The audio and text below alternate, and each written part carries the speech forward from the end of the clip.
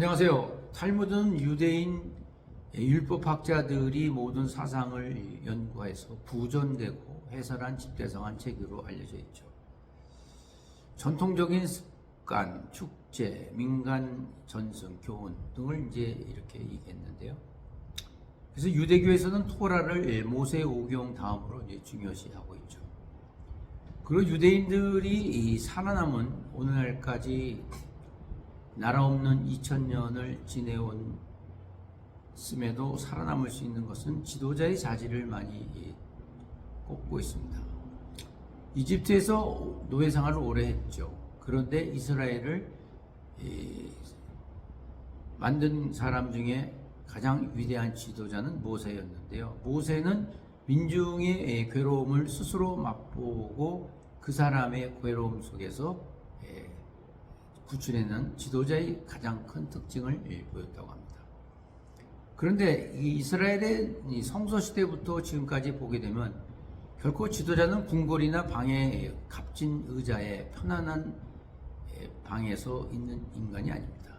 그는 민중 가운데 있었고 항상 국민 사이에 있고 모든 사람들의 평등을 굳게 믿었던 것이죠. 바로 정의를 굳게 믿었던 것이 아닌가 이렇게 생각합니다.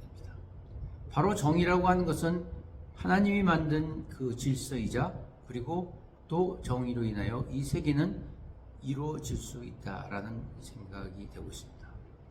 정의는 반드시 살아있어서 최후의 해방이 되고 그리고 압제자에게 승리를 거두을 수 있는 그러한 신념이 아닌가 보고 있습니다. 미드라시라는 이 탈무드 가운데 이런 이야기가 나옵니다. 아버지와 아들이 사막을 여행하고 있었습니다. 사막은 그야말로 뜨겁고 지루하고 힘들었죠. 그때 아들이 아버지에게 얘기합니다. 아버지, 저는 목이 타서 죽겠어요. 그러자 아버지가 이렇게 얘기합니다. 용기를 내라. 곧 마을이 나타날 것이다.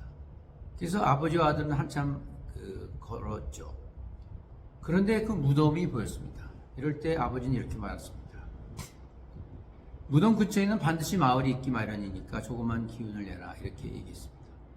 그런데 아들은 아니 아버지, 이 무덤이라는 것은 이제 많은 사람이 죽었다는 표시인데 더 이상 마을이 없다는 얘기인데요. 실망했습니다. 그러나 아버지는 그렇지 않다. 무덤이 있다는 것은 오히려 우리가 살아갈 수 있는, 살 수 있는 그러한 비전을 보여준 것이다 라고 얘기를 합니다.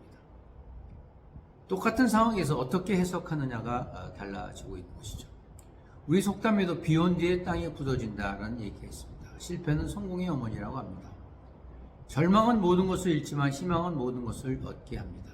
그래서 희망은 인생의 꽃이라고 합니다.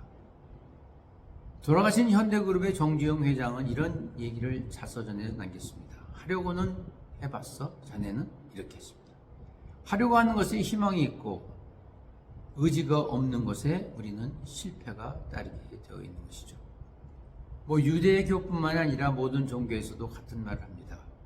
바로 내 이웃을 사랑하다.